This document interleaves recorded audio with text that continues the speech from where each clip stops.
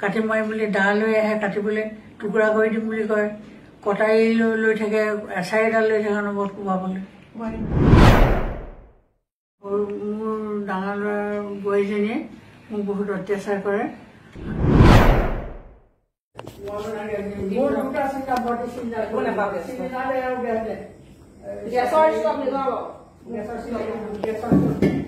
তাৰপিছত তাই মোক লাহে লাহে অত্যাচাৰ কৰিবলৈ ধৰে, অশ্লীল ভাষাৰে গালি গালাজ পাৰে, হত্যা ভাবুকি দিয়ে আৰু ঘৰৰ পৰা খেদি উলিয়াই পঠিয়াই দিয়ে।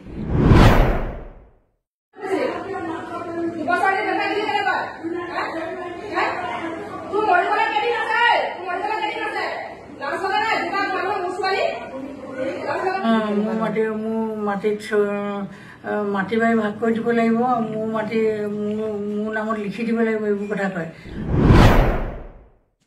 মোৰ নাম শ্ৰীমতী ৰীণা ফুকন, মোৰ ঘৰ গোলাঘাটৰ মিছনপট্টি টেনপুৰত।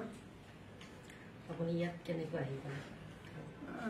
ইয়াত মানে মোৰ ডাঙৰ ল'ৰা বোৱাৰীজনীয়ে মোক বহুত অত্যাচাৰ কৰে আৰু মোৰ ডাঙৰ ল'ৰা আৰু স্বামী ক'ভিডত ঢুকাই গ'ল 2021 চনত। তাৰপিছত মই বোৱাৰীজনীৰ লগতে আছিলোঁ। তাৰপিছত তাই মোক লাহে লাহে অত্যাচাৰ কৰিবলৈ ধৰে, অশ্লীল ভাষাৰে গালি গালাজ পাৰে, হত্যা ভাবুকি দিয়ে আৰু ঘৰৰ পৰা খেদি উলিয়াই পঠিয়াই দিয়ে।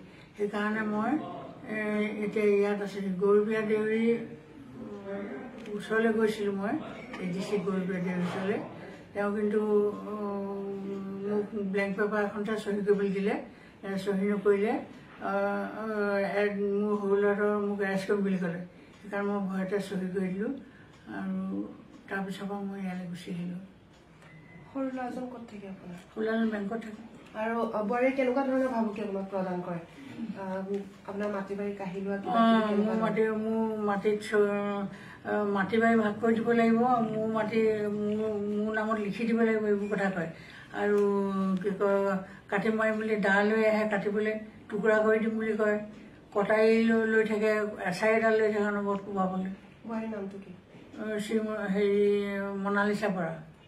তেওঁৰ মাকৰ ঘৰ? মাকৰ ঘৰ হেৰিত সৰুপথাৰ চুঙাজানত। আপুনি আৰক্ষীৰ সহায় লৈছিল নে? আৰক্ষীৰ সহায় লৈছিলোঁ। আৰক্ষী কাষ চাপিছিলোঁ গোলাঘাট সদৰ থানাত আৰু প্ৰশাসনৰ ওচৰত কাষ চাপিছোঁ তেওঁলোকৰ পৰা সহায় বিচাৰি।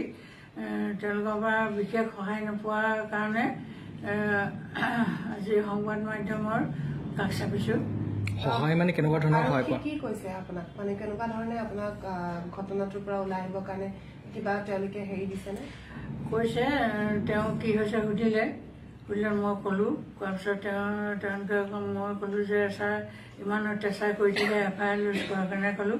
তাৰপিছত বোলে আমি FIR লজ নকৰোঁ, এইটো বোলে কোৰ্টতহে কৰিব, তেনেকৈ ক'লে। কেতিয়াৰ পৰা গুৱাহাটীত থাকিব লগা হ'ল? এতিয়া 2 বছৰ। বোৱাৰী অত্যাচাৰৰ কাৰণে? বোৱাৰী অত্যাচাৰ কাৰণে আছে গুৱাহাটীত। কেনেকুৱা ধৰণৰ অত্যাচাৰ কৰিছে? অত্যাচাৰ মানে মাৰিবলৈ আহে, কাটিবলৈ আহে আৰু গালি বেয়া বেয়া কথা কৈ গালি পাৰি থাকে। তাত কোন থাকিব পাৰিব? স্বামীয়ে কি কৰিছে? কি কাম কৰিছে? মোৰ স্বামী বিজনেছ কৰিছিলে। আপোনাৰ সম্পত্তি এইবিলাক আছে? মোৰ সম্পত্তি মোৰ বেঙেনাখোৱা, গোলাঘাটৰ বেঙেনাখোৱাত এডোখৰ মোৰ ঘৰ মাটি আছে। ঘৰৰ মাটিত মোৰ অজিত গগৈ বুলি কাঠ বেপাৰী এজনক দিয়া হৈছে। মোৰ স্বামী দিছিলে, ভাড়াতীয়া হিচাপে আছে। কিন্তু এতিয়া 15 বছৰ হৈ গ'ল, মই খালী কৰি দিবলৈ কৈ আছোঁ, খালী কৰা নাই। এডভকেট নটিচ দিছোঁ, এডভকেট নটিচ দিয়া স্বত্তেও মানে মাটিডোখৰ খালী কৰি দিয়া নাই। বোৱাৰীজনী আপোনাৰ কিহৰ কাৰণে এনেকুৱা কৰিছে?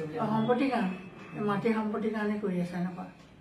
এতিয়া মানে অজিত গগৈ ভাড়াতীয়া বেপাৰী, কাঠ বেপাৰীজন আৰু মোৰ বোৱাৰী মনালিছাৰ লগ লাগি দুয়োটাই মানে মাটি বাৰী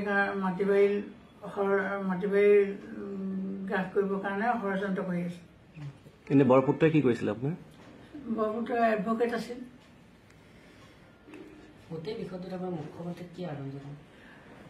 এতিয়া মোৰ সৰু পুত্ৰ ঘৰলৈ আহিব নোৱাৰে, ময়ো ঘৰলৈ যাব নোৱাৰোঁ।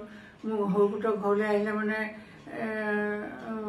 মনালিছাই, মোৰ বোৱাৰী মনালিছাই বেয়া কেছত ফচাই দিম বুলি কৈছে আৰু মই যাব নোৱাৰোঁ, মোক অত্যাচাৰ কৰে। এতিয়া সেইকাৰণে মই মাননীয় মুখ্যমন্ত্ৰী ছাৰক অনুৰোধ জনাওঁ যাতে মই যাতে ঘৰখনত আকৌ শান্তিয়ে থাকিব পাৰোঁ, মনালিছা যাতে ঠাণ্ডা হয়, মই নাতিকেইটা আৰু মোৰ সৰু পুত্ৰৰ লগতে বোৱাৰীৰ লগতে যাতে ভালকৈ থাকিব পাৰোঁ, আৰু যাতে অজিত গগৈয়ে মোৰ বেঙেনাখোৱা ঘৰ মাটি খালী কৰি দিয়ে, এইটো যাতে মাননীয় মুখ্যমন্ত্ৰী মহোদয়ে সুব্যৱস্থা কৰি দিয়ে, তাৰ বাবে মই তেওঁক অনুৰোধ জনাইছোঁ।